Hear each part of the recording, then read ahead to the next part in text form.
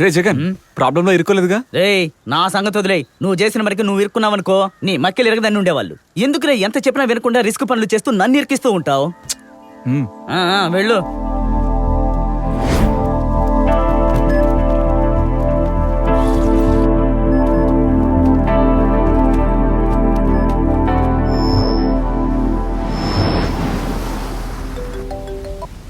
Hello sir. Mister Manikelrao ఎక్కడున్నారు?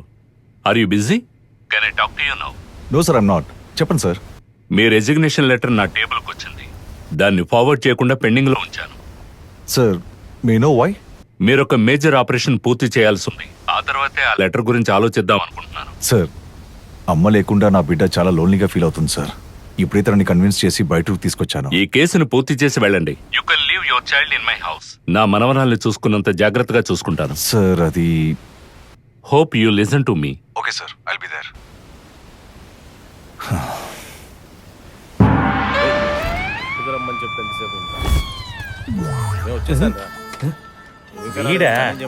ఎవడ బండి ఎత్తుకొచ్చాడో యాసిడ్ లాగా కాలిపోయి ఒక టీ ఇవ్వు. నేను పెట్టే టీ ఎప్పుడు అలాగే ఉంటుంది. ముందు బొండల మీద చేతిరా. ఏరా ఏంట్రానా రే, టీ అడగడానికి నీకు అంత పౌరుషమా?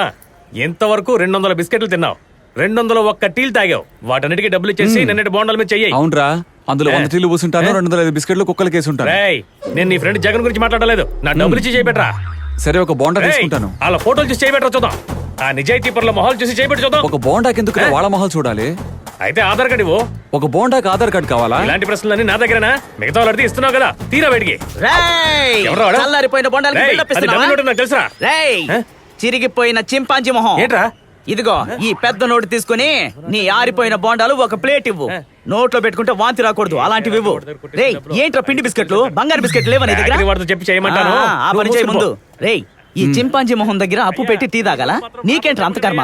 డబ్బులు కావాలంటే నన్ను అడగొచ్చుగా. రే, 2 రోజులు జీతం వస్తుంది, ఆ లోపు వీడు తెగ ఎగురుతున్నాడు. రే చింపాంజీ, వీడికి జీతం వచ్చేదాకా ఆగలేవా నువ్వు? తమన్నా శ్రీలీలతో యాడ్లు ఏమైనా చేయించుకోవాలా? ఇలా చూడు జగన్, అనవసరంగా మా నాయకుడిని ఈ విషయంలోకి లాగొద్దు.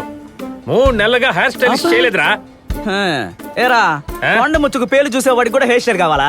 అది కొండముచ్చేస్తాను చూడు. అమ్మో, వీడి టీ కొట్టు దగ్గర గోల భరించలేకపోతున్నాను. దేశవ్యాప్తంగా సంచలనం ఏర్పరిచిన రైలు వ్యవహారంలో నేరస్తుల్ని కనిపెట్టడానికి సిబిసిఐడి డిఎస్పీ మాణికల్ రావు ఆధ్వర్యంలో ఒక స్పెషల్ టీం అరేంజ్ చేయబడింది. ఈ వార్తని రిపోర్టర్ కి అందించిన పోలీస్ డిపార్ట్మెంట్ కమిషనర్ డైరెక్టర్, ఈ దొంగతనానికి సంబంధించిన వాళ్ళని మేము అతి త్వరలో పట్టుకుంటామని నమ్మకం తెలియజేశారు. శక్తి, ఇలా రా.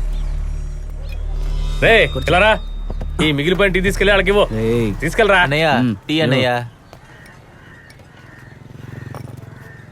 నేను పోలీస్ జాబ్ లో చేరినప్పటి నుంచి చూస్తున్నాను రా.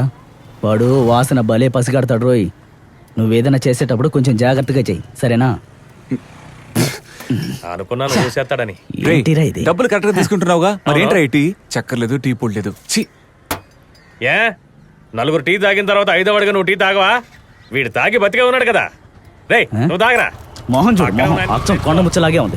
రేయ్, ఇక్కడ ఇంత ముఖ్యమైన మాట చెప్తూ ఉంటే పట్టించుకోకుండా వెళ్ళిపోతున్నాడేంటి?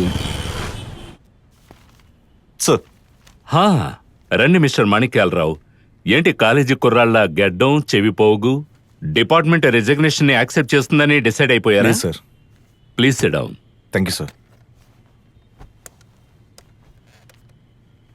ఒక ముఖ్యమైన మీటింగ్, లోపలికి ఎవరిని పంపద్దు. లేటెస్ట్ గా జరిగిన ట్రైన్ రాబరీ గురించి మీరు వినే ఉంటారు. Yes sir.